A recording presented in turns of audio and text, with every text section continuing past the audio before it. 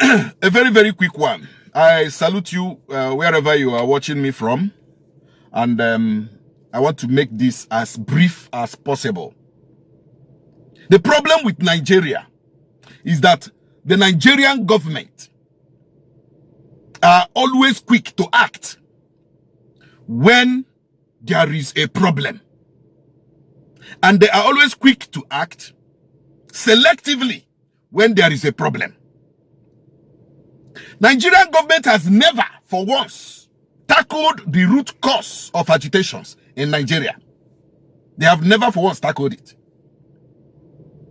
Before the war, before the Biafran war, Nigerian Biafran war, the Igbos suffered heavy losses. The Igbos suffered heavy losses. Many Igbos were killed in the far north. Properties of Igbos were destroyed in the far north. Many were maimed for life. This was as a result of few northern trained military officers, junior military officers,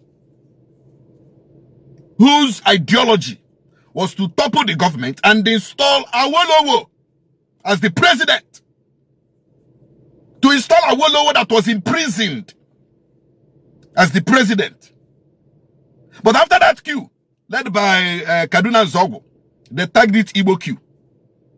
And because they tagged it Igbo coup, by July 1966, there was a counter coup that took the life of Aguiyi, Fajuyi, and many top military brass from Igbo nation. It didn't end there. The war started, and over 3 million babies, children of Igbo extractions were strangled to death by starvation because of the so-called policy of Wolowo to use starvation against the Igbos. Now, since after the war till today, that same marginalization, that same abnormal political structure, that same abnormal social structure, that same abnormal economic structure is still being used against Igbo. After the war, Igbos lost millions in pounds. They lost thousands.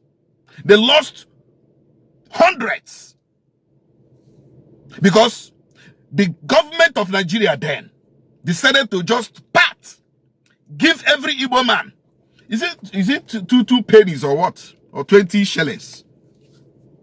Even if you have £1 million, even if you have $2 billion, the federal government then just decided to give every Igbo man, pro rata, 20 shillings or so.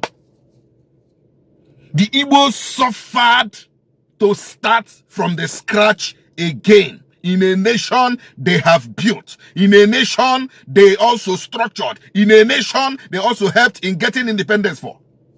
The Igbos started from the scratch in 1970. The Igbos started from the scratch in 1970, negating whatever it is that they are being subjected to, ignoring whatever the Nigerian government, the Nigerian nation is subjecting them to. They started from the scratch. The Igbos went to work. They put the war behind them and started from the very foundation that nothing was laid on. The Igbos started from the scratch. From 1970 till about middle of 1980s, the Igbos became another powerful tribe to be reckoned with when it comes to economical empowerment. But that does not stop the very marginalization that the Igbos have faced since after the Civil War. And this marginalization has denied Igbo top military positions, top police positions, top paramilitary positions. This has stopped the Nigerian government tactically, knowingly or unknowingly, denied Igbo the slot to powerful national economic empowerment.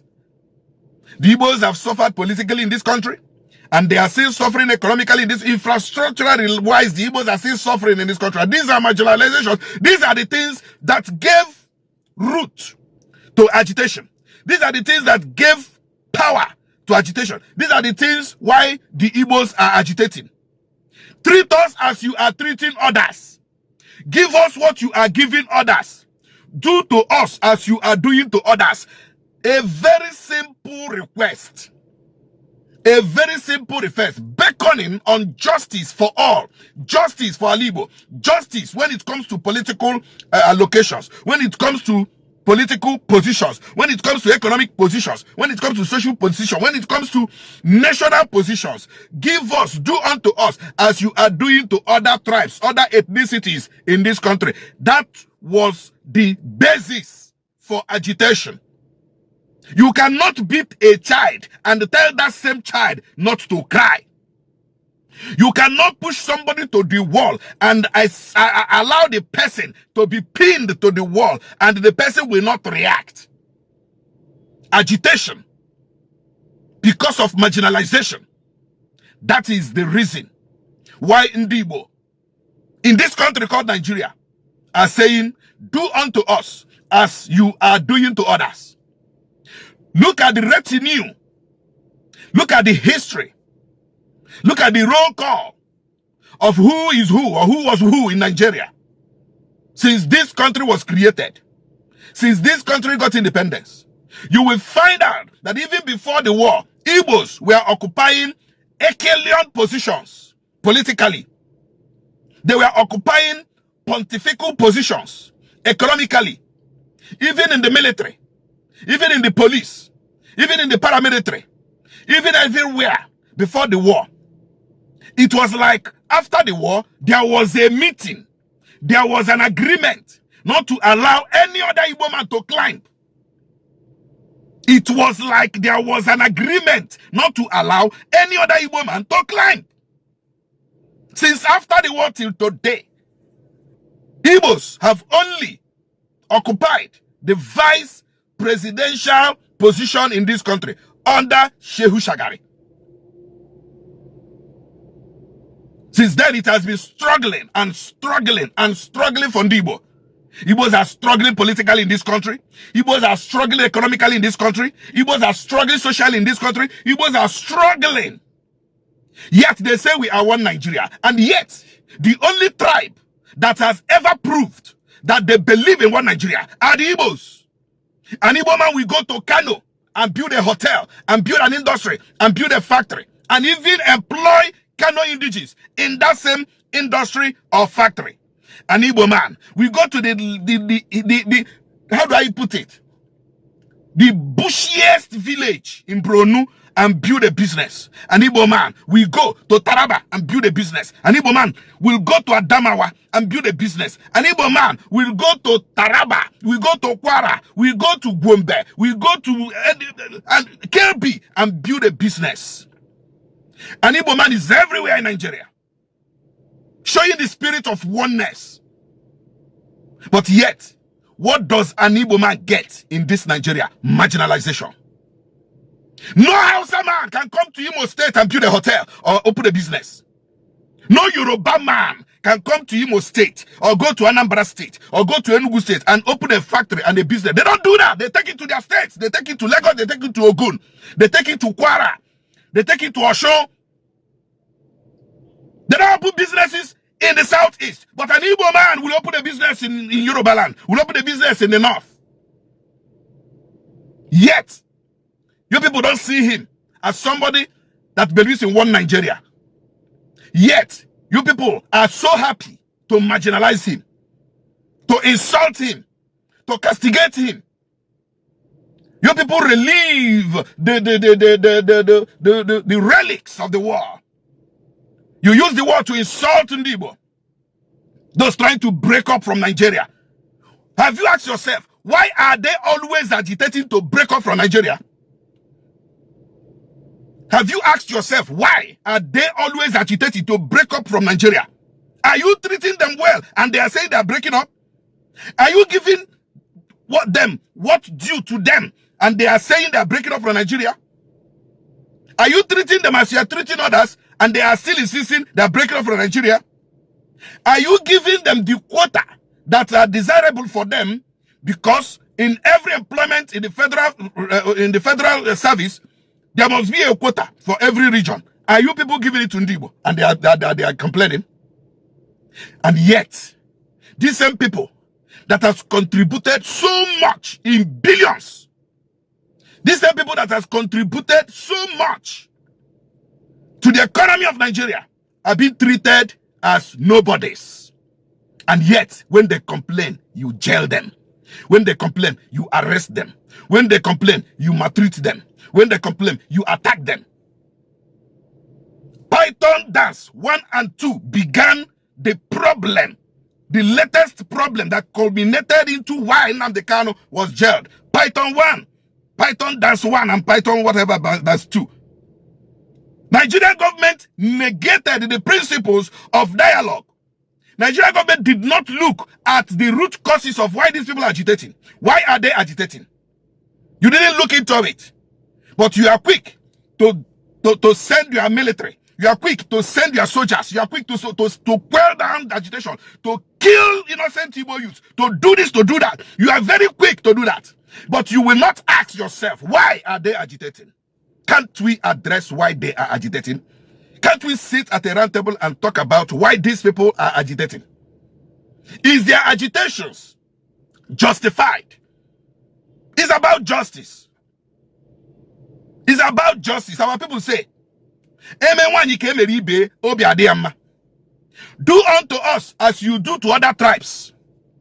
The positions you give to a northerner is also good for us. The positions you give to a Yoruba man is also good for us. Why can't you give it to us? Don't we have people that are professionals? Don't we have people that are qualified? We do. But yet, Nigeria looks at Igbo from a mirror of Ndemerinaga, those who have been defeated in war. They look at Igbo from the perspective that they are agitators. And you expect somebody that is being marginalized to keep quiet forever. No. Jailing Nnamdi Kanu will not stop the agitation. Jailing Nnamdi Kanu will not stop the agitation for a better Southeast, for a better Igbo land. It's not about jailing Nnamdi Kanu. It's not about jailing anybody that begins agitation. Jailing somebody is like a surface kind of a treatment. Get to the root. I say again to Nigeria, get to the root. Look at injustice you have done to Igbo. Look at how you have peddled Igbo. You have matched Igbo. Look at how you have used Igbo as a rag in this country. Agitation will not stop. Agitation will not stop until justice is served. Until you do unto us, Igbo people, as you do to the Fulanis, to the Northerners, and to the Yorubas. There is no need using the law that only works on criminal blames, punishment, and whatever. The social foundation of this country is terrible. And if the Igbos are not treated well, they will shout. If the Igbos are not treated well, they will shout. Jailing anybody will not stop agitation, like I said. Nigerian government and the Nigeria, go back. Go back to the drawing board. Call yourself to order. Know what you have done against Igbo and do it well. It's a message I am giving out to you this morning. to all those who think that Igbos are the problem of Nigeria. If it was the Yorubas that are being marginalized, wouldn't they shout? If it was the Northerners, the Fulanis that were being marginalized, wouldn't they shout? Wouldn't they agitate? And now because you see in Igbo, as people, probably because of envy you people have over Igbo, because they are so prosperous, they are so economically empowered, you think your envy will diminish the Igbo nation. No, it will not. Probably the coming of Trump will set everything right. Thank you.